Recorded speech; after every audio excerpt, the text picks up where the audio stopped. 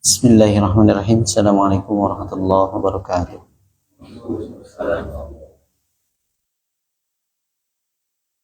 Innal hamdalillah nahmaduhu wa nasta'inuhu wa nastaghfiruh wa na'udzu billahi min shururi anfusina wa min sayyiati a'malina. May yahdihillahu fala mudilla lahu wa may yudlil fala hadiya lahu. Wa asyhadu an la ilaha illallah wahdahu la syarika lah. Wa asyhadu anna Muhammadan abduhu wa rasuluh. Ya ayyuhalladzina amanu taqullaha haqqa tuqatih wa la tamutunna illa wa antum muslimun. Ya ayyuhan nasu ittaqu rabbakumul ladzi khalaqakum min nafsin wahidah wa khalaqa minha zawjaha wa batha minhuma rijalan katsiran wa nisaa'a wattaqullaha alladzi tasaaluna bihi wal arham innallaha kana 'alaykum raqiba. Ya ayyuhalladzina amanu taqullaha wa qulu qawlan sadida yuslih lakum a'malakum wa yaghfir lakum dhunubakum wa may yuti'illaha wa rasulahu faqad faza fawzan 'azima amma ba'd. Fa inna asdaqal hadits kitabullah wa khairal hadi hadi Muhammadin sallallahu alaihi wasallam wa syarrul umuri muhdatsatuha wa kullu muhdatsatin bid'ah wa kullu bid'atin dhalalah wa kullu dhalalatin finnar. Ikhwah azani Allah wa iyyakum ajmain. Alhamdulillah, kita memuji Allah Subhanahu wa taala atas segala nikmat dan karunia-Nya sehingga pada malam hari ini kita masih diberikan taufik, hidayah serta kemudahan untuk kembali berkumpul di majelis ini. Kita akan melanjutkan pembahasan kitab Nawaqidul Islam, pembatal-pembatal keislaman, dan insyaallah pada malam hari ini kita masuk kepada pembatal yang kedua. Mu'allif rahimahullahu ta'ala mengatakan, wa man ja'ala bainahu wa bainallahi wasa'ita yad'uhum wa yas'aluhum syafa'ata wa yatawakkalu 'alaihim kafara ijma'an. Barang siapa yang menjadikan antara dirinya dan antara Allah perantara, yang ia meminta kepada perantara tersebut, berdoa kepada perantara tersebut, mengharapkan dari mereka syafaat, bertawakal kepada mereka, maka orang itu kafir, ya, melakukan kekufuran secara ijma'.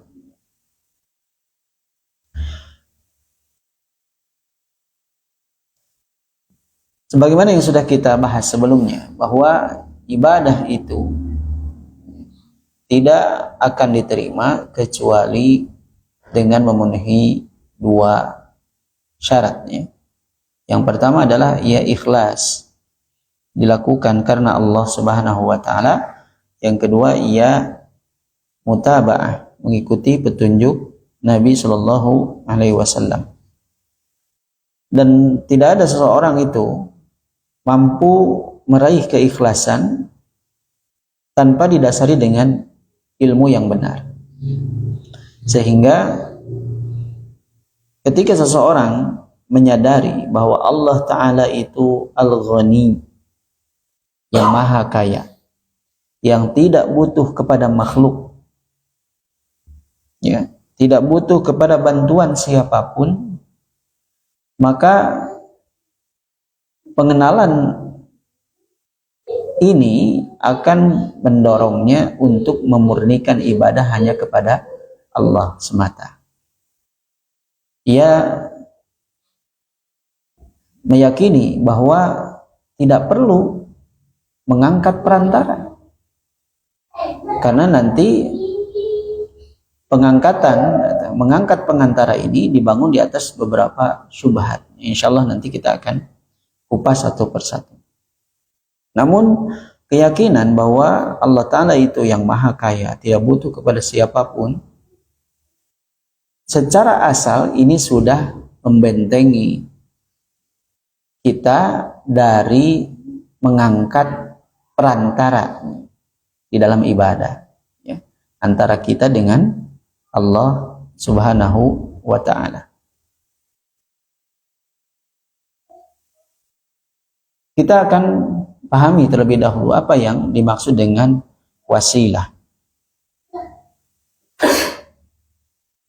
Wasilah secara bahasa adalah segala sesuatu yang dapat menyampaikan dan mendekatkan kepada tujuan. Ini wasilah.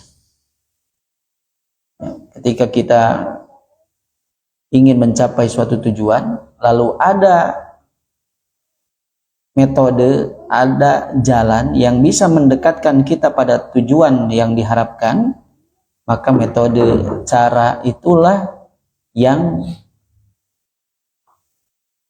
dimaknai sebagai, dipahami sebagai wasilah.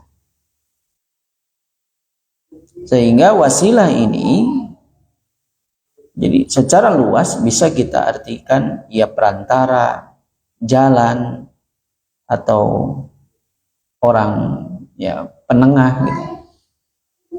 Itulah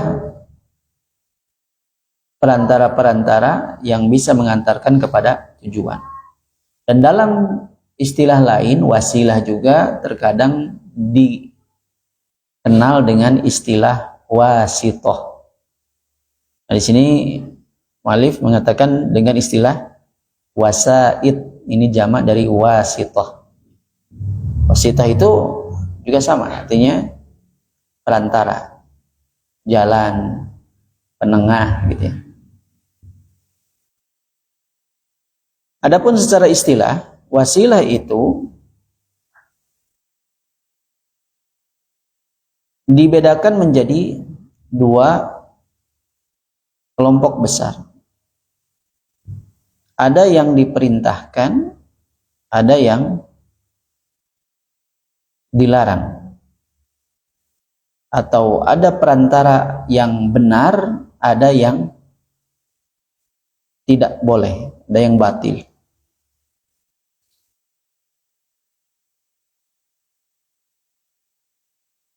Oleh karenanya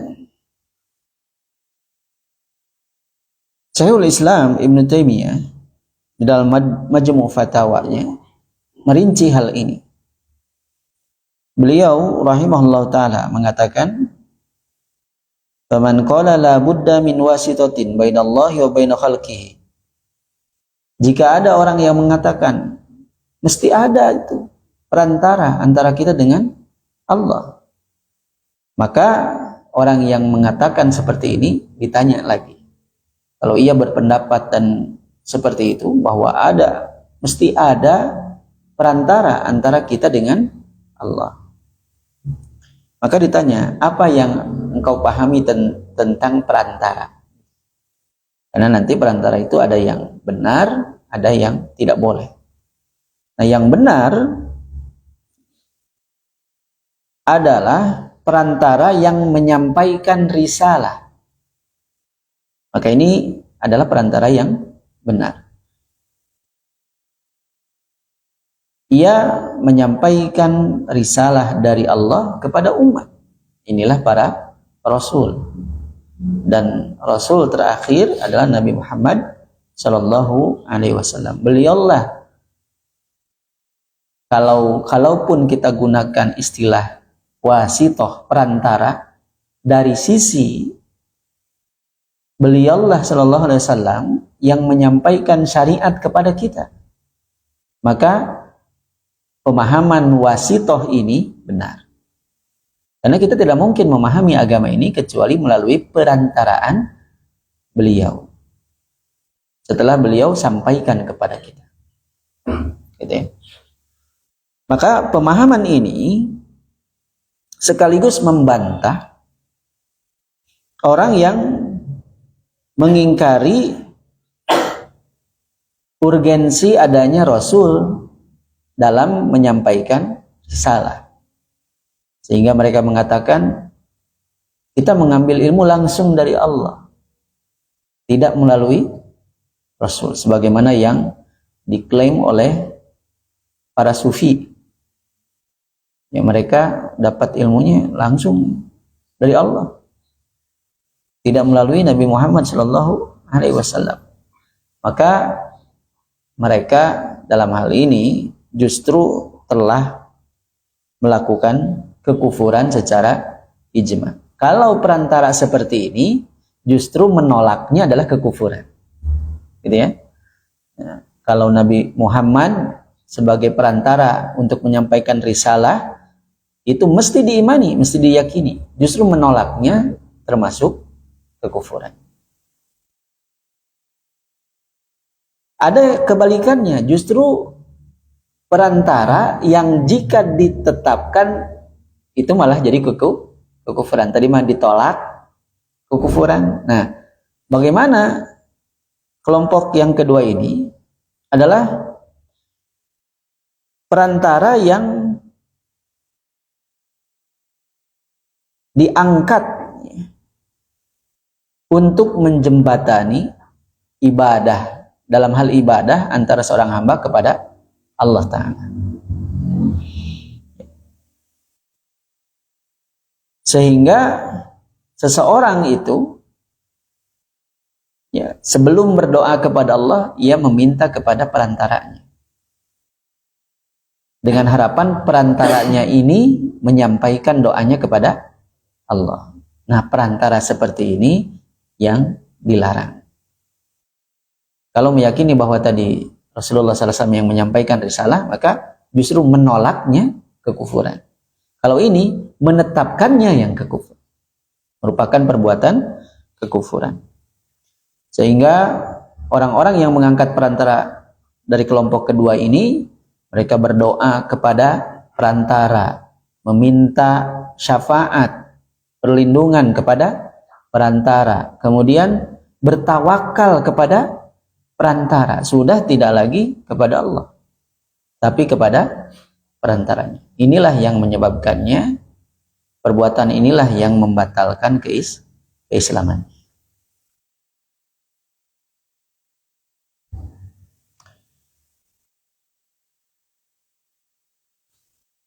Padahal Allah Ta'ala berfirman dalam surah Ghafir ayat 60, Ud'uni astajib lakum. Berdoalah kalian kepada aku, maka aku akan istijabah doa-doa kalian. Perintahnya langsung. Jangan berdoalah kepadaku melalui perantara-perantara, tidak. Berdoalah kepadaku langsung kepada Allah. Mintalah langsung kepada Allah Subhanahu wa Ta'ala. Maka Allah Ta'ala tidak memerintahkan ud'uni biwasitati fulan. Tidak seperti itu. Berdoalah kepadaku dengan perantaraan si fulan. Enggak. Allah Ta'ala langsung ud'uni, langsung. Berdoalah kalian kepadaku. Ya. Dan orang-orang yang seperti ini, yang beribadah kepada Allah Ta'ala melalui perantara-perantara, mereka tergelincir ke dalam kekufuran ini disebabkan ada syubhat yang terjadi di tengah-tengah mereka. Mereka beranggapan bahwa tadi ya, Allah Ta'ala itu membutuhkan pembantu.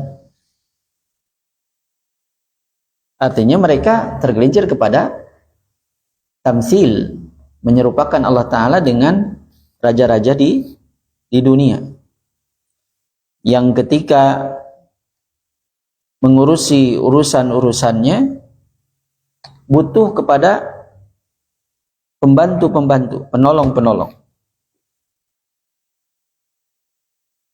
Kalau mau bertemu presiden harus janjian dulu, yang di dunia ini. Terus nggak bisa ngobrol langsung, harus ke wakilnya dulu. Nanti wakilnya yang akan menyampaikan. Kalau bisa mah ditulis aja gitu. Nanti suratnya disampaikan. Ini perkara-perkara seperti ini ya muncul di tengah mereka dan akhirnya mengantarkan mereka kepada keyakinan ini, bahwa untuk sampai kepada Allah pun butuh perantara. Ya, untuk berdoa kepada Allah agar doanya didengar butuh orang dalam. Ya. Ini yang diyakini mereka. Kalau ada orang dalam mah lebih cepat kayaknya diijabah. Padahal Allah Ta'ala tidak ada yang memaksa. Tidak ada yang bisa memaksa Allah Subhanahu wa Ta'ala. Allah Ta'ala melakukan apapun sesuai dengan kehendaknya yang dibangun di atas ilmu dan hikmahnya yang sempurna. Oleh karenanya kebiasaan ini ya, mengangkat perantara ini sama saja sebagaimana yang terjadi pada orang-orang musyrik di zaman dahulu. Dalam surah Yunus Allah Ta'ala berfirman ayat 18, wa ya'buduna min dunillahi ma la yadurruhum wa la yanfa'uhum. Mereka beribadah kepada selain Allah ya, yang tidak bisa memberikan madarat kepada mereka dan tidak memberikan manfaat untuk mereka. Hakikatnya perantara itu tidak bisa memberikan madarat, tidak bisa memberikan manfaat. Yang bisa memberikan madarat dan manfaat itu adalah Allah. Tapi kenapa mereka mengangkat perantara? Seolah perantara itu bisa memberikan manfaat, bisa menolak madarat dari mereka. Wa yaqulun, dan mereka mengatakan haula'i syufa'auna indallah. Mereka ini yang mereka sembah tersebut adalah penolong-penolong kami di sisi Allah. Tadi ya, kalau bahasa sekarang ya, orang dalam lah, orang-orang terdekat. Ya, makanya yang dipilih dan yang ditampakkan keindahannya itu apa? Orang-orang saleh. Perantaranya itu adalah orang-orang saleh. Orang-orang saleh ini punya kedudukan di sisi Allah Ta'ala, yang mulia di sisi Allah Ta'ala. Nah, pasti doanya lebih diijabah oleh Allah Ta'ala daripada kita yang banyak dosa. Terlihat bagus ya. Ini ucapan yang bisa mengantarkan pelakunya kepada kekufuran. Ya. Karena ia mengangkat perantara dalam hal ibadah. Ibadah itu dilakukan langsung kepada Allah Ta'ala, tidak melalui perantara. Di antara syubhat yang memberikan dan membuat pemikiran mereka rusak dalam hal ini, yang pertama adalah mereka berdalil dengan firman Allah Ta'ala surah Al-Ma'idah ayat 35. Allah Ta'ala berfirman, ya ayyuhalladzina amanu, wahai orang-orang yang beriman, ittaqullah, bertakwalah kalian kepada Allah, wabtaghu ilaihil wasilah. Ini yang sering dijadikan dalil oleh mereka. Ini perintah. Mencari wasilah itu diperintah. Dan carilah wasilah untuk mendekatkan kepada Allah. Ini nih. Perintah ini ada di dalam Al-Quran. Ya. Namun, mereka menafsirkan wasilah di sini adalah dengan perintah untuk mengangkat perantara. Padahal wasilah di sini maknanya jalan. Ya, carilah jalan yang bisa mendekatkanmu kepada Allah, begitu maksudnya. Ini tafsir yang benar. Tapi oleh mereka dijadikan dalih, dijadikan pendukung untuk penyimpangan mereka. Ini dalil untuk bolehnya mengangkat perantara. Bahkan tidak sopan kalau langsung berdoa kepada Allah. Siapa kita? Ya. Berarti mereka sudah menyamakan Allah Ta'ala dengan raja-raja di dunia. Yang perbuatan seperti itu dianggap tidak sopan. Tapi Allah Ta'ala tidak. Allah Ta'ala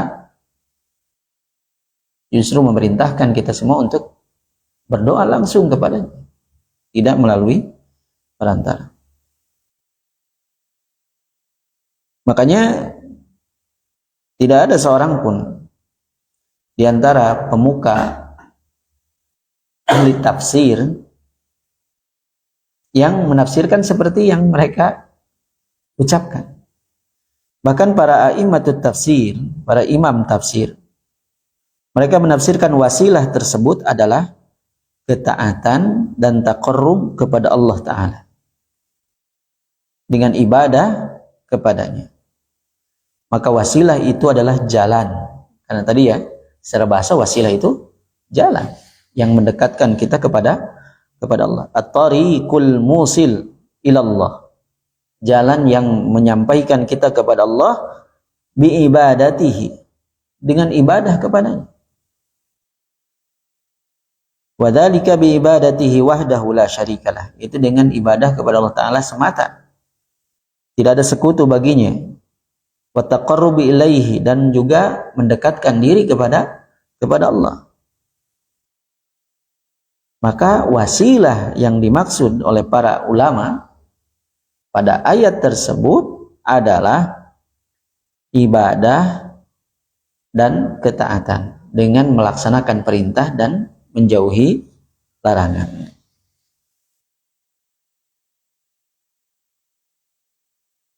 Ada juga di surah Al-Isra ayat 57. Ya. Allah Ta'ala berfirman, ulaika alladzina yad'una. Mereka adalah orang-orang yang mereka seru. Yabtaguna ila rabbihimul wasilah. Mereka pun mencari jalan menuju Rabb mereka. Ayyuhum aqrab. Mana di antara mereka yang paling dekat. Wa yarjuna rahmatahu, dan mereka pun mengharapkan rahmat Allah. Wa yakhafuna adzabah, dan mereka pun takut kepada azab Allah. Ayat ini di surah Al-Isra ayat 57 berbicara tentang orang-orang yang beribadah kepada malaikat dari kalangan Arab. Dan juga berbicara tentang orang-orang yang beribadah kepada Al-Masih alaihi salam dari orang-orang Nasrani. Maka Allah Ta'ala membantah mereka bahwa malaikat pun, Al-Masih pun, Isa alaihi salam, yang kalian sembah, gitu ya, waktu khitabnya itu. Jadi sesembahan kalian itu pun mereka beribadah kepada Allah. Ya, perantara yang kalian sembah itu pun beribadah kepada Allah.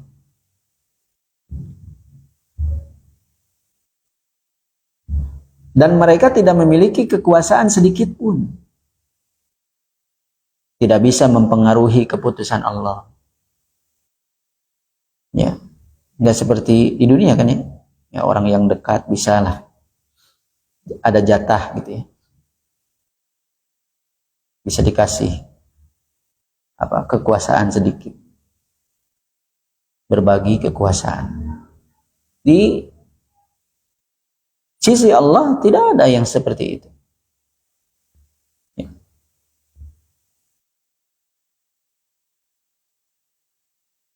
Tidak ada yang memiliki rububiyah selain Allah Subhanahu wa Ta'ala. Tidak ada yang bisa menciptakan, tidak ada yang bisa memberikan rizki, tidak ada yang memiliki, tidak ada yang mengatur urusan, kecuali hanya Allah saja. Malaikat tidak memiliki kekuasaan sedikit pun.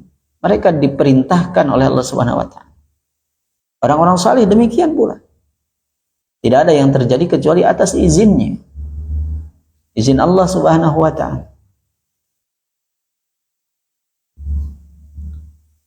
Jika perantara-perantara yang kalian angkat itu pun beribadah kepada Allah, fala yajuzu ayyuttakhadhu wasa'id, maka tidak boleh ia dijadikan sebagai perantara, karena mereka pun sama-sama hamba.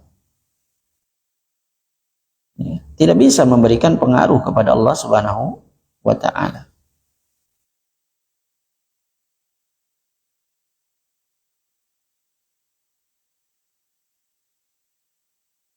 Ini syubhat yang pertama, bahwa tafsir tersebut adalah tafsir yang keliru, batil, tidak pernah disampaikan para imam tafsir. Bahkan imam tafsir itu menafsirkan wasilah dalam dua ayat yang sering dijadikan dalil mereka ini adalah dengan makna taqarrub, mendekatkan diri, ya, jalan secara umum. Ya, wabtagu ilaihil wasilah, artinya cari jalan untuk mendekatkan dirimu kepada Allah, begitu mana. Bukan berarti mengangkat perantara, bukan. Ya. Dan caranya tadi dengan ibadah. Maka ibadah ini wasilah menuju Allah Ta'ala. Ya, agar sampai kepada Allah Subhanahu wa Ta'ala, meraih ridhonya dengan cara ibadah. Nah, ibadah ini wasilah. Ibadah ini wasilah. Bukan mengangkat orang-orang tertentu sebagai perantara, bukan. Jadi maknanya tidak seperti itu. Kemudian syubhat yang kedua adalah mereka mengangkat perantara itu mimbabit ta'zim lillah. Tujuannya adalah mengagungkan Allah. Jadi mereka mengangkat perantara itu tujuannya adalah bentuk pengagungan terhadap Allah. Fa innallaha 'azim wa la yutawassalu ilaihi illa bil wasaid, dan tidak bisa sampai kepada Allah Ta'ala kecuali dengan perantara-perantara. Wa humus syufa'a, mereka adalah penolong-penolong alladzina yashfa'una indahu, yang bisa memberikan syafaat di sisi Allah Ta'ala. Wa yatawassatuna indahu, dan bisa menjadi penengah, ya, di sisi Allah Ta'ala. Ini adalah klaim mereka bahwa tujuannya adalah mengagungkan Allah. Ini tadi ya. Syubhat ini merupakan bukti bahwa mereka telah jatuh kepada tamsil, menyerupakan Allah Ta'ala dengan raja-raja di dunia. Bahwa raja-raja di dunia itu butuh kepada pembantu, dan tidak sembarang orang yang bisa langsung bertemu dengan raja-raja tersebut. Ini bentuk pengagungan mereka.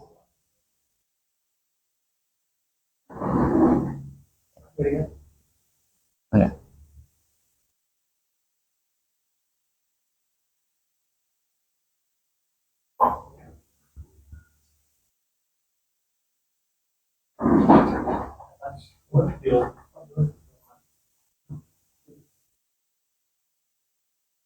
Baik.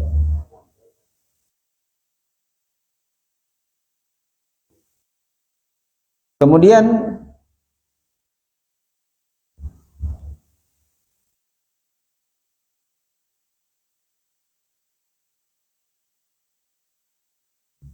yang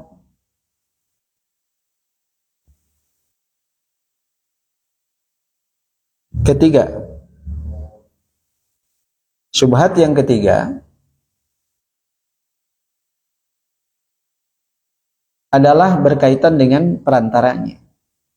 Mereka mengatakan al-wasaid rijalun salihun. Perantara ini kan orang-orang saleh. Ya, perantara ini adalah orang-orang saleh. Walahum makanatun indallah. Mereka memiliki kedudukan di sisi Allah. Ini syubhat mereka. Bagaimana kita menolaknya? Seolah-olah benar bahwa orang-orang saleh itu dimuliakan oleh Allah Ta'ala. Mereka memiliki kedudukan di sisi Allah Subhanahu wa Ta'ala. Maka kami itu meminta kepada Allah melalui mereka. Lihat ya, bagaimana dalih-dalih mereka sampaikan. Li'annana mudhnibun. Lihat, karena kami ini orang yang banyak dosa. Kayak tadi ya.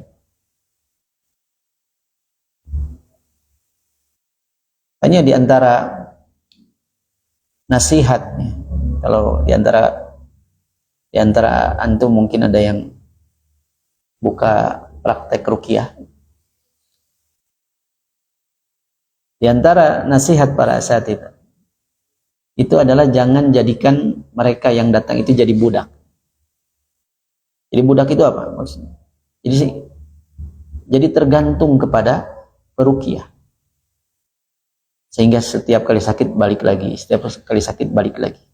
Ini pintu menuju penyimpangan.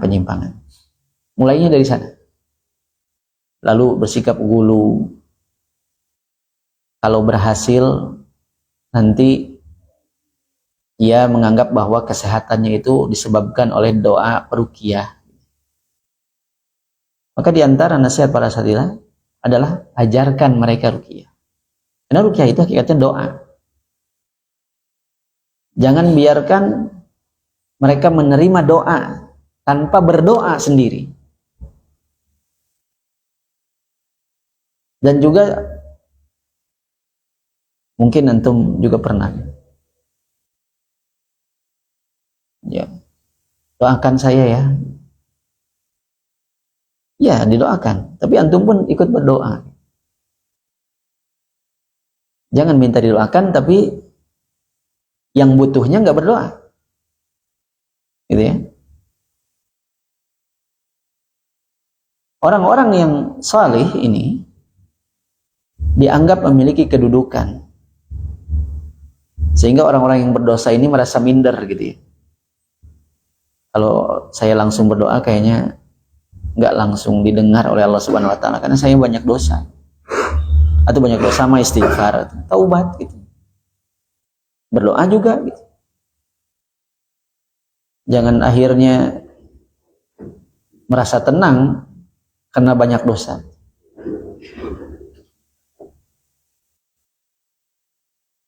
Meninggalkan berdoa. Doanya enggak, taubat enggak, tenanglah, masih bisa minta didoain ya terus. Ya ini syubhat nih, di tengah mereka dalam mengangkat wasaid, perantara. Perlu kita ketahui bahwa Shalih Fauzan hafizahullah ta'ala mengatakan anna salahal akharin wa amalal akharin laisa laka fihi istihqaq. Kesalehan orang lain, ya, amal orang lain itu tidak ada kaitannya dengan Anda. Mereka saleh karena perbuatan mereka melakukannya. Ya, kalau mereka mendapatkan ya, balasan kebaikan dari Allah Ta'ala, itu tidak ada kaitannya dengan kita. Ya. Wa amaluhum lahum, amal mereka itu untuk mereka. Wa anta la yanfa'uka illa amalu, dan kamu tidak ada yang bermanfaat untukmu kecuali amalmu sendiri.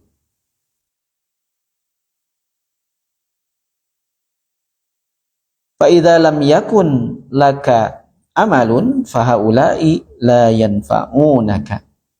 Maka jika kamu tidak memiliki amal apapun, sebanyak apapun ustadz yang kamu kenal, gitu, itu tidak akan memberikan manfaat untuk. Ya, saya kenal Ustadz Fulan. Banyak kenalan ustadznya. Tapi ia beramal atau tidak? Kalau kenal doang, gitu, dia tidak akan memberikan manfaat. Tapi kalau antum istifadah, mengambil ilmu dari para asatidzah tersebut, lalu diamalkan, itulah yang bermanfaat. Kalau cuma koleksi kontak asatidzah atau selfie bareng asatidzah, itu tidak memberikan manfaat. Ya. Makanya dalam surah Al-Infitar ayat 19 Allah Ta'ala berfirman, yauma la tamliku nafsun li nafsin syai'a. Pada hari itu tidak akan bermanfaat. Ya, satu jiwa itu tidak memiliki sesuatu pun bagi jiwa yang lain. Tidak memberikan manfaat satu sama lain. Dalam surah Abasa juga Allah Ta'ala berfirman, yauma yafirul mar'u min akhihi. Lihat ya. Pada hari di mana seseorang itu lari dari saudaranya. Saudaranya nih, lari. Tidak bisa memberikan manfaat. Fasolahuhum la yanfa'uka madumta laisa laka amalun. Maka kesolehan mereka itu tidak bisa memberikan manfaat untuk orang lain, untuk kita selama kitanya tidak beramal. Maka syubhat ini yang masih juga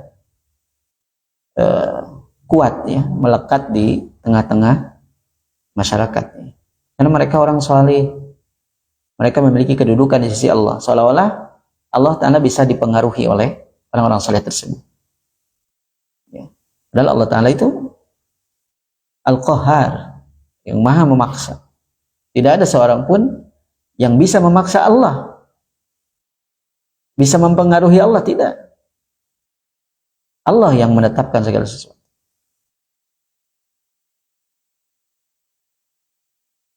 Kemudian ada juga yang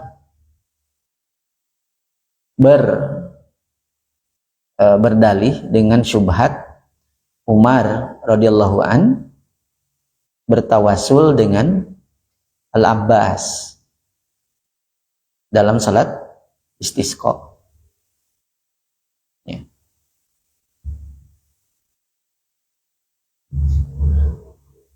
Ya, ketika terjadi kekeringan dan umat saat itu kemudian melakukan istisqa, memohon turun kepada Allah Ta'ala untuk diturunkan hujan, maka Umar radhiyallahu an meminta Al-Abbas radhiyallahu an, paman Nabi sallallahu alaihi wasallam, untuk berdoa kepada Allah. Ya. Memintakan hujan untuk mereka. Maka ia berkata, Allahumma ya Allah, inna kunna natawassalu ilaika binabiyyika. Dulu kami senantiasa ya, bertawassul kepadamu dengan nabimu. Wa inna natawassalu ilaika bi ammi nabiyyina.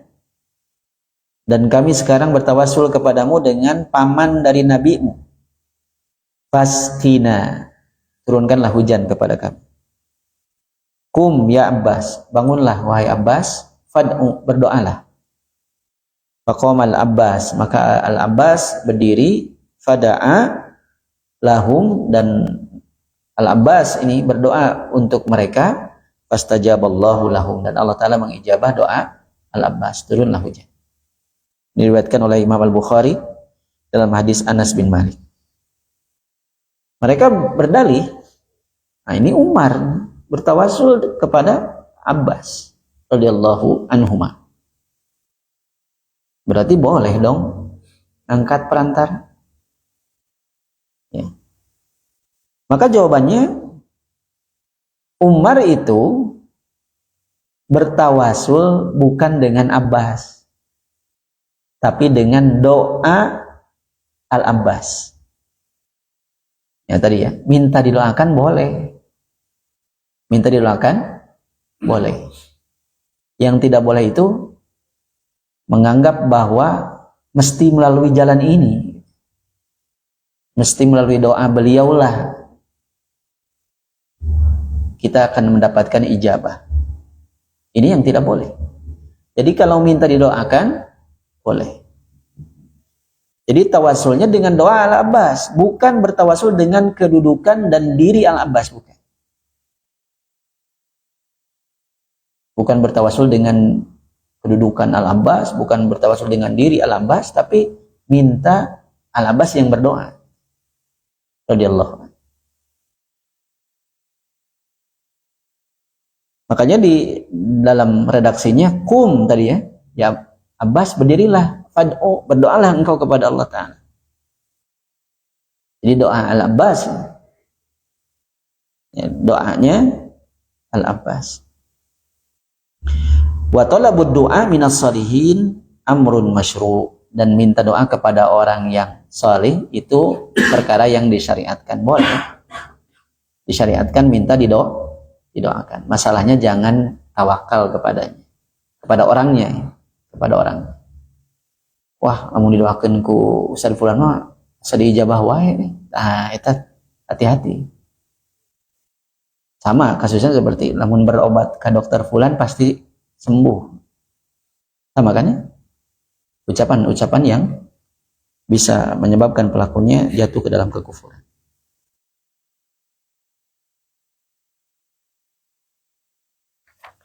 Kemudian lalu bagaimana tawasul yang benar? Yang disyariatkan itu tawasul yang seperti apa? Ya, yang pertama ada tawasul yang masyru'. Yang masyru' itu yang disyariatkan. Apa saja tawasul yang disyariatkan? Yang pertama adalah tawasul kepada Allah Ta'ala dengan menyebutkan nama-nama dan sifat-sifatnya. Ini boleh disyariatkan. Walillahil asmaul husna fad'uhu biha. Milik Allah lah nama-nama yang paling indah. Maka serulah Allah Ta'ala dengan nama-nama tersebut. Ini memanggil Allah dengan nama-namanya itu bentuk tawasul. Seperti ya Razzaq urzuqni, wahai Ar-Razzaq berilah rizki kepada kami. Gitu ya? Sering? Sering, kalau minta rizki sering insyaallah. Ya. Tapi itu bagian dari perkara yang disyariatkan. Dan memintanya kepada Allah dengan menyebut nama Allah dan sifat Allah Ta'ala. Ya Rahman irhamna, wahai Ar-Rahman rahmatilah kami. Ya Ghaffar ighfir lana, wahai yang maha pengampun ampunilah kami. Menyebutkan ya Ghaffar, Ghaffar itu nama Allah Ta'ala. Ini tawasul dengan menyebutkan nama Allah.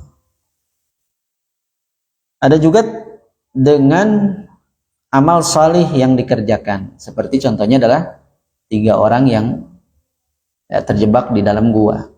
Menyebutkan amal salih yang telah dikerjakan. Itu bertawasul.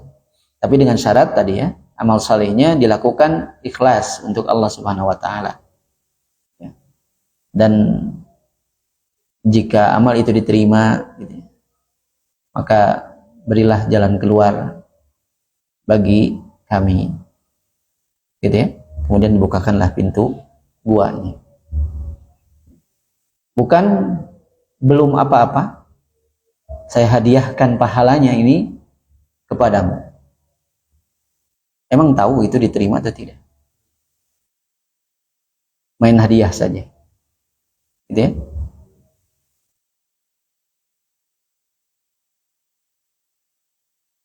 Kemudian juga tawasul dengan doanya orang-orang salih, boleh. Tapi yang masih hidup. Jangan sampai orang salihnya udah mati pun dimintai untuk berdoa. Orang mati sudah tidak bisa beramal.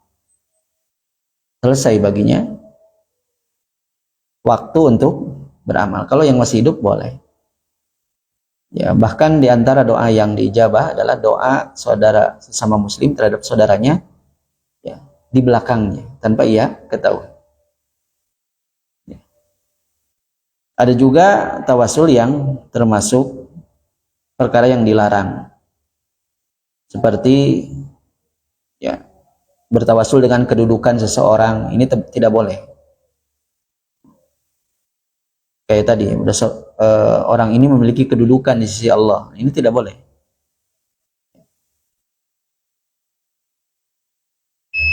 Bahkan jika tawasulnya itu mengangkat perantara berupa orang-orang yang sudah mati, ya, maka ini termasuk tawasul yang syirik. Orang yang sudah mati ya tidak bisa memberikan pengaruh apa-apa. Orang yang masih hidup masih bisa mendoakan gitu. Yang mati mah dia juga tidak tahu dalam kondisi apa nanti di dalam kuburnya. Ini perkara-perkara yang masih rancu terkadang di tengah masyarakat terkait tawasul tadi. Ala kulli hal, jamaah rahimani wa rahimakumullah, hendaklah kita beribadah ikhlas hanya kepada Allah Subhanahu wa taala, ya, tidak mengangkat perantara antara kita dengan Allah taala, karena Allah taala tidak membutuhkan perantara. Allah taala tidak lemah. Allah taala tidak butuh wakil. Ya. Allah taala tidak ngantuk, tidak tidur.